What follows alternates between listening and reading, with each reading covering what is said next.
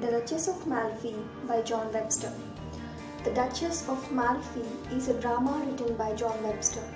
The characters in this drama are the Duchess, Antonio, beloved of the Duchess, Cardinal, Duke Ferdinand, both are the brothers of the Duchess of Malfi.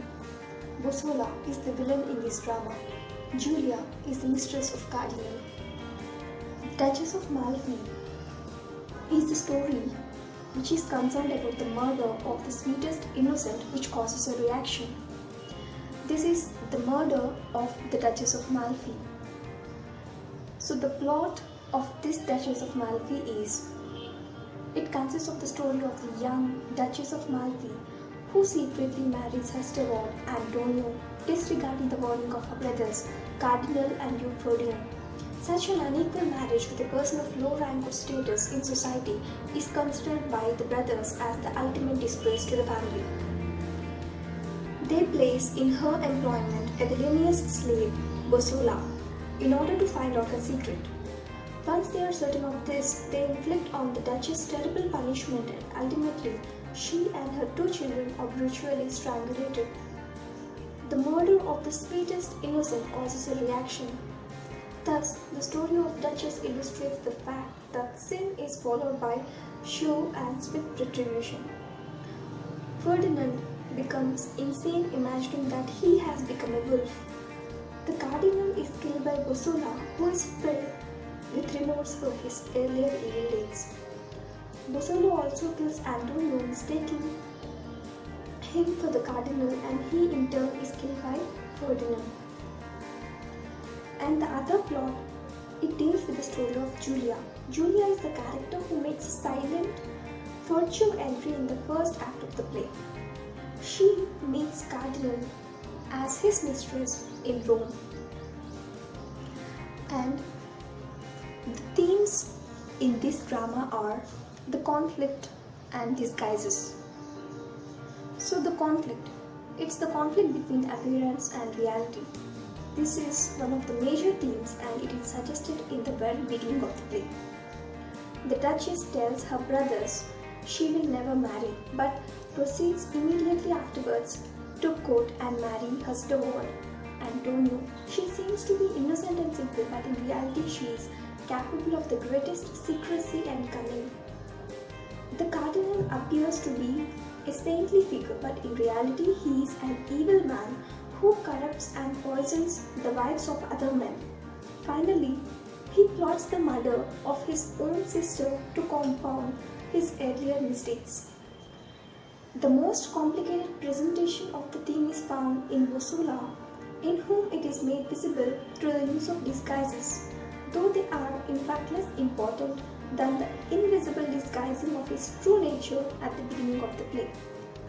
Towards the end of the play, the Cardinal still takes him to be a weapon in their hands for performing villainous acts, but in reality he has turned into an avenger of the wrongs done the sweetest innocent.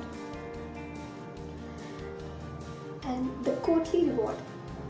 In the Duchess of Malfi, courtly reward is contrasted with the courtly punishment. Bossola is the first presented as a discontented person, the follower of Cardinal. The manner of the death of the Duchess inspires a promise of salvation.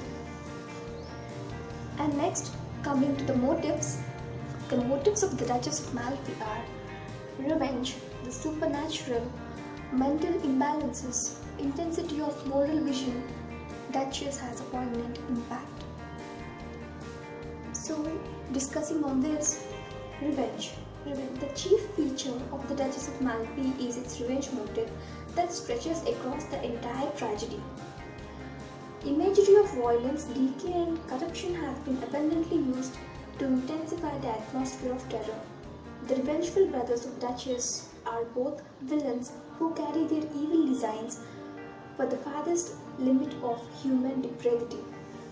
It does not become clear why the revenge is taken on the Duchess. Whether revenge is a means to some other end or an end to itself. The cruel attitude of the wicked brothers, their warning that she should not remarry all seem to be irrational and meaningless. The only fault of the Duchess is that she has chosen to marry a man who is beneath her in social status and rank. This convinces the brothers that she has dealt a dead blow to their family pride. Next, the supernatural. In The Duchess of Malfi, Webster's treatment of the supernatural has a degree of imaginative freedom which is not pursued elsewhere in his works.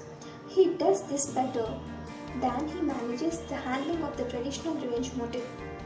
Mental imbalances. Scenes of madness were common in Elizabethan drama, but in most of them, the thrust of the imbalance was mainly concentrated on the progress of the plot. Webster uses madness for its psychological interest and not to further the movement of the story. Intensity of moral vision.